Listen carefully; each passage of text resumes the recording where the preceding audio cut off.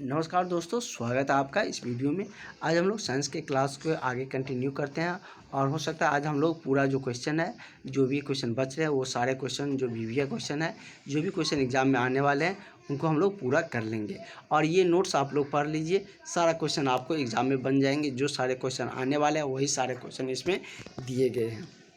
तो हम लोगों ने बहुत सारा क्वेश्चन यहाँ तक देख चुके थे, फिजिक्स का सारा चैप्टर, केमिस्ट्री का भी कुछ देख चुके थे। आज जो कुछ बच रहे हैं उनको भी हम लोग अम्ल भाष में देख चुके थे।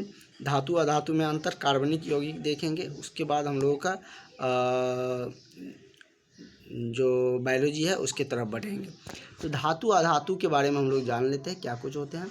आपसे मेनली पूछा जाएगा धातु के बारे में या अधातु के बारे में, तो आप इस तरीके से लिखिएगा कि पॉइंट बनाकर लिखिएगा तो पेज भी भरेगा और नंबर भी आपको इसी तरीके से अच्छा मिलेगा। ऐसे ही पॉइंट बनाकर जितना पॉइंट आपको याद रहेगा उतना पॉइंट आप लिखिएगा कि धातु क्या होती है।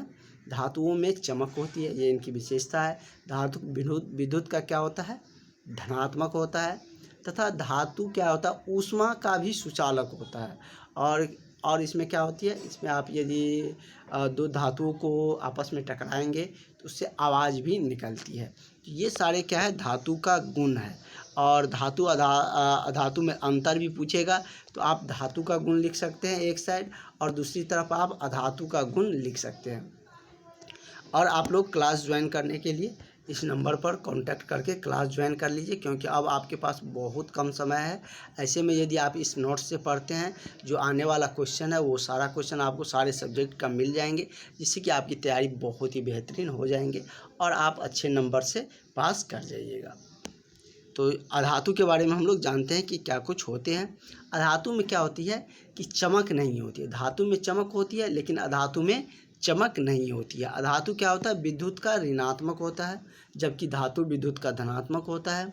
अधातु से विद्युत या विद्युत धारा कह लीजिए या ऊष्मा का प्रवाह नहीं होगा, मतलब कि विद्युत का कुचालक होगा तथा ऊष्मा का भी कुचालक होता है।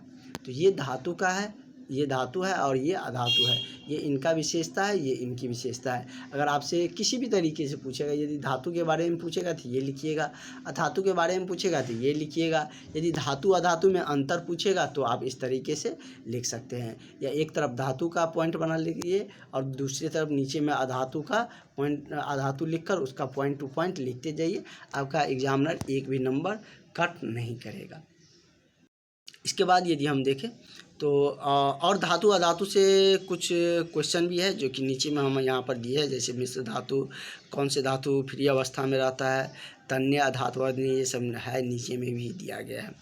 उसके बाद है कुछ ऐसे भी धातु है जो आपको ऑब्जेक्टिव में पूछ लिए जाते हैं कि कहाँ से हमको मिलते हैं। जैसे कि एल्युमिनियम है, तो एल्युमिनियम किस पदार्थ से या किस ओर से, किस खनिज से मिलता है, तो एल्युमिनियम बॉक्साइट से मिलता है। कहाँ से मिलता है, तो एल्युमिनियम आपको बॉक्साइट से मिलेंगे। वही जिंक की बात कर ले तो जिंक ब्लेड से मिलते हैं। कैल्शियम आपको जिप्सम से प्राप्त होंगे। आयरन आपका हेमाटाइट से मिलेंगे और कॉपर तांबा आपको कॉपर पायराइट से मिलेंगे। तो ये मतलब कि कुछ धातुएं हैं और उनसे जिनसे प्राप्त होने वाले जो खनिज है जिससे मिलते हैं वो सारे खनिज का नाम यहाँ पर दिए गए हैं।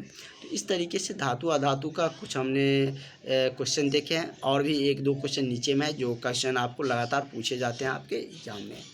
उसके बाद हम लोगों का आता है, इससे भी अच्छा क्वेश्चन पूछे जाते हैं, कार्बन तथा उसके यौगिक।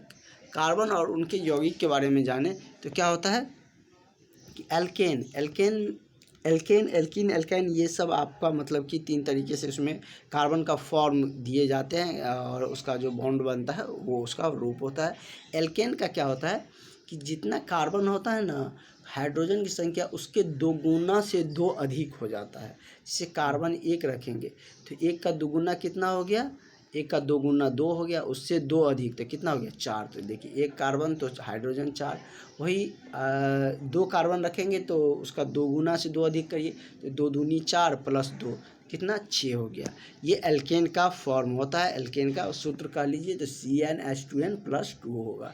इस तरीके से लिखा रहेगा तो आप समझ जाइएगा कि ये एल्केन है। और एल्केन हमेशा सिंगल बॉन्ड बनाता है, मतलब एकल बंधन बनाता है। जैसे 2 कार्बन है और 6 गो हाइड्रोजन है तो इसके साथ जुटेगा, क्योंकि आपको पता है कि कार्बन क्या को बॉन्ड बनाता है, तो कार्बन 4 बॉन्ड बनाता है। तो इस तरीके से ये इसका मतलब कि बॉन्ड कन्वर्जन होंगे। और यदि हम बात करें तो एल्केन का क्या होता है कि मतलब कि सहसंयोजक बंधन क्या होता है कि उसमें संरचना सूत्र में जितना एकल बंधन होता है वही उसका सहसंयोजक बंधन हो जाता है। वही एल्कीन की तरफ बढ़ते हैं। एल्कीन का क्या हो जाता है CnH2n, मतलब कि कार्बन की संख्या यदि आप दोगुना रखते हैं तो हाइड्रोजन उसका कार्बन की संख्या यदि जितना रखते हैं हाइड्रोजन उसके दोगुना होते हैं, तो वो क्या होता है एल्कीन का फॉर्म होता है।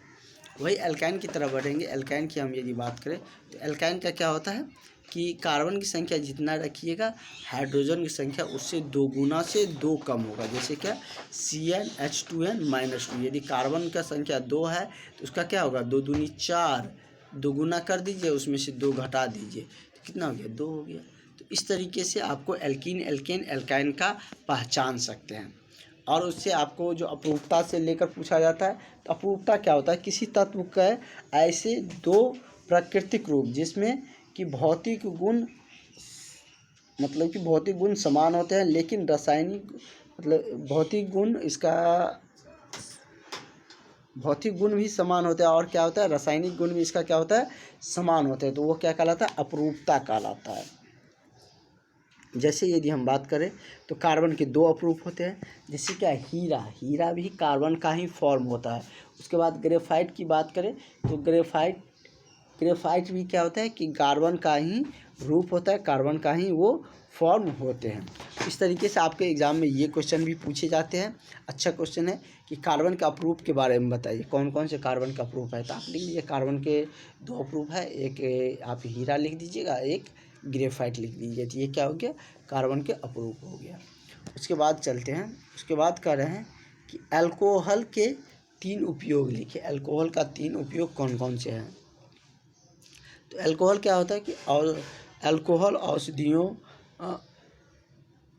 रंग रोगन अपवारजक आदि बनाने तथा अच्छा एंटीसेप्टिक भी है। अल्कोहल क्या होता है अल्कोहल 3-4 जगह यूज किए जाते हैं। क्या क्या होते हैं अल्कोहल आप लोग जैसे कि बहुत सारी जगह यूज किया जाता है। जैसे दारू की बात कर ले तो उसमें भी अल्कोहल की मात्रा रहते हैं। आजकल आम का सीज़न है, आम में भी थोड़ा बहुत अल्कोहल की मात्रा रहती है, इसलिए आपको आम खाने पर क्या होता है थोड़ा सा नींद आने लगता है। और भी बहुत सारा है अल्कोहल का उपयोग औषधि में भी किया जाता है। जैसे सिरप होता है कफ सिरप जो बोलते हैं सर्दी के लिए, उसमें भी अल्कोहल की मात्रा होती है। उसके बाद करें तो रंग रोगन में भी किया जाता है, अपमार्जक में भी अल्कोहल का प्रयोग किया जाता है। अपमार्जक आपको पता है कि साबुनीकरण में यूज किया जाता है अपमार्जक का। इन सारे चीज़ों बनाने के लिए यह अच्छा एंटीसेप्टिक भी माना जाता है अल्कोहल का। यदि अल्कोहल का उपयोग पूछा जाए तो आप लिख सकते हैं। कार्बन के अपरूप भी अब आप बता सकते हैं। उसके बाद आपका ये सारे क्वेश्चन BBA क्वेश्चन है, ये सारे क्वेश्चन में से आपको कोई ना कोई क्वेश्चन मिल ही जाएगा। इतना कम क्वेश्चन हम आपको सिलेक्ट करके दे रहे हैं और उसी में से आपके एग्ज़ाम में क्वेश्चन मिल जाएंगे। तो आप लोग बिल्कुल तैयार रहिए और अपनी जो भी तैयारी है उसको एक बार क्लास देखिए, नोट्स से पढ़िए, आपको निश्चित ही सारा कुछ आने लगेगा। अगला क्वेश्चन है कि प्राकृतिक में स्वतंत्र रूप में पाए जाने वाले 2 धातु बताए। तो प्राकृतिक में स्वतंत्र रूप में पाए जाने वाला 2 धातु क्या है, एक है सोना, दूसरा है प्लैटिनियम। सोना और प्लैटिनियम क्या होता है तो प्राकृतिक में स्वतंत्र रूप में मतलब मुक्त अवस्था में ये पाए जाते हैं। कौन कौन से तो सोना और प्लैटिनियम 2 ही ऐसे धातु है जो कि प्राकृतिक में स्वतंत्र अवस्था कह लीजिए या मुक्त अवस्था भी लिखा रहेगा तो उस अवस्था में वो पाए जाते हैं। उसके बाद है मिश्र धातु। मिश्र धातु क्या होता है तो मिश्र धातु किसी धातु के किसी अन्य धातु अथवा अधातु के साथ जो मिश्रण होता है, किसी धातु या किसी अन्य धातु या अधातु मतलब कह लीजिए 2 धातु या एक धातु या एक अधातु के साथ जो मिश्रण होता है तो वह क्या कहलाता है मिश्र धातु। मतलब उसमें एक से अधिक धातु या अधातु मिले हुए रहते तो वह क्या कहलाता है मिश्र धातु। जैसे क्या हो गया कि आपका एलॉय आपका क्या हो गया पीतल हो गया, वो क्या होता है तो पीतल आपका एक मिश्र धातु है। इसी तरीके से बहुत सारा है जो कि मिश्र धातु का एक रूप है। और भी हम लोग आगे देखते हैं, आगे का हम लोग देखते हैं तन्य तथा अधातुवर्णनीय का तात्पर्य क्या होता है। तन्य और अधातुवर्णनीय के बारे में हम लोग जानते हैं। तन्य जिस धातु को पिघलाकर पतले तार की तरह बना सकते हो वह क्या कहलाएगा? तन्य कहलाएगा। क्या कहलाएगा? तन्य कहलाएगा। जो मतलब कि जिस धातु को आप पिघला कर तार की तरह, तार समझते हैं ना, पतला बना सकते हो किसी धातु को, तो वह क्या कहलाएगा? तन्य कहलाएगा। वही यदि हम बात करें अधातुवर्धनीय, तो अधातुवर्धनीय कौन? तन्य में आपका क्या हो जाएगा? सोना और चांदी आ जाएगा। इसको क्या कर सकते हैं आप? पिघला कर पतला करके आप उसको तार की तरह बना सकते हैं। और यदि हम देखें अधातुवर्धनीय क्या कहता है? जिसको आप पीट कर चौड़ा कर सकते हैं, चादर की तरह बना सकते हैं, तो वह क्या कहलाएगा? अधातुवर्धनीय कहलाएगा। जैसे क्या कि लोहा हो गया, चांदी हो गया, सोना हो गया, ये सब क्या हो गया? अधातुवर्धनीय हो गए। तो इन सारे क्वेश्चन को आप लोग एक बार रिवाइज कर लीजिएगा, आपको सारा क्वेश्चन आने लगेंगे। और यदि हम बात करें तो आपका बायोलॉजी का क्वेश्चन रह रहे हैं, उसको भी हम लोग कवर कर ही लेते हैं आज। कह रहा है कि स्वपोषी जीव किसे कहते हैं? स्वपोषी जीव जो जीव स्वयं द्वारा CO2 कार्बन डाइऑक्साइड और जल के रूप में सरल पदार्थ प्राप्त करके अपना भोजन बनाते हैं, तो वह क्या कहलाता है? स्वपोषी। या सिंपल शब्दों में कह सकते हैं जो अपना भोजन खुद से बनाते हैं वो स्वपोषी कहलाता है। जिसमें कि पेड़ पौधे आते हैं, ये आपको पता है। हम लोग नहीं आते क्योंकि हम लोग दूसरी चीज़ पर निर्भर होते हैं, चाहे पौधे पर कहिए या जानवर पर कहिए, क्योंकि हम लोग पौधे खाते हैं या किसी जानवर को मार कर खाते हैं। स्वपोषी जो खुद से अपना भोजन बना सकते हैं CO2 कार्बन डाइऑक्साइड जल की मदद से, और जो प्रकाश संश्लेषण की प्रक्रिया से जो पौधे क्या करते हैं? अपना भोजन बनाते हैं। और भी बहुत सारा ऐसी चीज़ें हैं जो अपना खुद का भोजन बनाते हैं, तो वो क्या कहलाएगा? स्वपोषी कहलाएगा। जैव प्रक्रम क्या कहलाता है? तो ये सारे क्वेश्चन आपके लिए बहुत इंपॉर्टेंट हो जाते हैं। इन्हीं सारे क्वेश्चन से आपको सारा मिल जाएंगे। ये सब पढ़ के चल जाइएगा जितना हम आपको बताए हैं। और बहुत ज़्यादा हैवी नहीं, 7 से 8 पेज में हमने आपको नोट्स बना कर दे दिए हैं, जिससे कि आपको ज़्यादा परेशानी भी ना हो। इसीलिए हम बार बार कह रहे हैं कि आप लोग इस नंबर पर व्हाट्सअप करके, कॉल करके क्लास ज्वाइन कर लीजिए, जिससे कि आपको बेहतर रिजल्ट आए, अच्छे नंबर आए से आप पास होइए, ताकि आपको भी लगे कि नहीं मेरा नंबर ठीक ठाक आया। नहीं तो आप अगर फेल कर जाते हैं या नंबर कम आता है तो आने के बाद कुछ उसमें संशोधन नहीं होंगे, दूसरे साल आपको फिर से देना पड़ेगा। अगला है जैव प्रक्रम क्या होता है? वे सभी प्रक्रम जो सम्मिलित रूप से शरीर से अनुसरण का कार्य करता है, तो वो जैव प्रक्रम कहलाता है। कौन से? वे सभी प्रक्रम जो सम्मिलित रूप से शरीर से अनुसरण का कार्य करता है, वह क्या कहलाता है? तो जैव प्रक्रम कहलाता है। दूसरा है तंत्रिका कोशिका। तंत्रिका कोशिका क्या? हमारे मस्तिष्क में तंत्रिका कोशिका ही होते हैं, और ये क्या होता है कि इसका विभाजन नहीं होता है, इसलिए शरीर में चोट लगने पे क्या होता है कि आदमी की मृत्यु जल्द हो जाती है। तंत्रिका कोशिका के बारे में जानते हैं। बहुकोशीय प्राणियों में पर्यावरणीय कारकों उद्दीपनों को ग्रहण करने हेतु विशिष्टकृत कोशिकाएं पाई जाती है, जिससे ही तंत्रिका कोशिका कहा जाता है। किसको तंत्रिका कोशिका कहते हैं? तो ये एक विशिष्ट क्या होते हैं? कोशिका होते हैं, जो कि हमारे मस्तिष्क में होते हैं, और जिसे हम लोग क्या कहते हैं? तंत्रिका कोशिका कहते हैं। क्या होता है कि बहुकोशीय प्राणी में पर्यावरणीय कारकों उद्दीपनों को ग्रहण करने और उद्दीपन को ग्रहण करने की क्षमता मस्तिष्क में ही होती है, और ग्रहण हेतु विशिष्ट कोशिका जो पाई जाती है उसी को हम लोग तंत्रिका कोशिका कहते हैं। अगला है कि मस्तिष्क का कौन सा भाग शरीर की स्थिति तथा संतुलन को अनुरक्षण करता है? तो अनुमस्तिष्क जो होता है वो शरीर की स्थिति तथा संतुलन का अनुरक्षण करता है। यह प्रमस्तिष्क के पिछले भाग के नीचे की ओर स्थिर होता है। कहाँ होता है? प्रमस्तिष्क के जो पहला अगला मस्तिष्क है उससे पीछे के भाग में क्या होता है? स्थिर होता है, और यही क्या करता है कि हमारे शरीर की स्थिति और संतुलन को बनाए रखती है। अगला है कि लैंगिक जननांग क्या होता है? तो जनन की वह विधि जिसमें जीव कायिक कोशिकाओं में कई बार विभाजन के फलस्वरूप समान या अधिक नए जीवों उत्पन्न होते हैं, उसे लैंगिक जननांग कहते हैं। ठीक है। विखंडन क्या होता है? तो यह अलैंगिक जननांग होता है। यह विधि जिसके द्वारा एक कोशिकीय जीव जैसे कि अमीबा, पैरामीशियम आदि को संतत कोशिका में बट जाती है, मतलब ये अपने आप विखंडन हो जाता है और ये प्रत्येक कोशिका के बाद एक नए वयस्क जीव की वृद्धि हो जाती है, विखंडन होता है और उसे एक नया जीव बन जाता है, जैसे कि अमीबा हो गया, पैरामीशियम हो गए। उसके बाद है गर्भाशय क्या होता है। तो गर्भाशय क्या होता है कि दोनों ओर की हिडिंब वाहिनी, मतलब कि इस तरीके से होता है, मतलब ऐसे बना रहता है दोनों ओर हिडिंब वाहिनी। अगर ऐसे हम बात कर लें, अगर बना के हम यदि दिखाएं तो वैसे तो बहुत अच्छा नहीं बना सकते, तो इस तरीके से यहाँ पर मतलब कि अंडा सा ऐसे मतलब कि रहता है। तो इस तरीके से मतलब कि हिडिंब वाहिनी से क्या होता है कि मतलब कि वो खुली गर्भाशय में क्या दोनों ओर क्या होता है हिडिंब वाहिनी, जिसमें मांसल संरचनाएं में खुली रहती है, तो वह क्या कहलाता है गर्भाशय कहलाता है।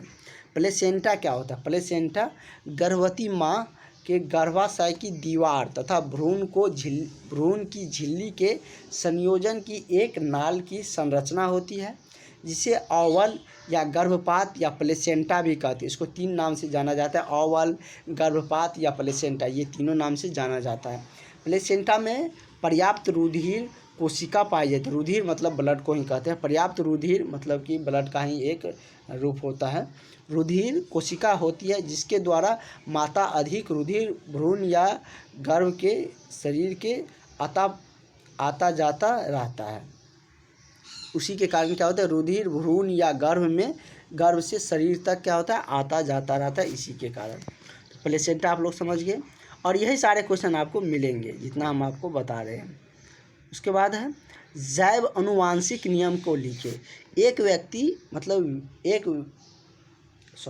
व्यक्ति वृत्त को दोहराता है, मतलब कि अनुवांशिक क्या होता है, एक व्यक्ति वृत्त को दोहराता है, मतलब कि आपके दादा में जो डीएनए रहता है वो आप में भी आता है। इसी तरीके से वह क्या करता है, मतलब अनुवांशिक का गुण दोहराता रहता है। अर्थात किसी भी जीवधारी के भ्रूण परिवर्धन के समय उसका संपूर्ण विकासीय इतिहास दोहराते जाता है। मतलब कि इसके कारण क्या होता है, इसका इतिहास मतलब कि दोहराते जाता है, आपके परदादा दादा इस तरीके से वो आते रहता है। अनुवांशिक गुण एक से दूसरे में आते रहते हैं। अगला है कि भोजन के पाचन में लार का क्या भूमिका है। तो भोजन के पाचन में ये आप समझ सकते हैं कि लार का अति महत्वपूर्ण भूमिका है।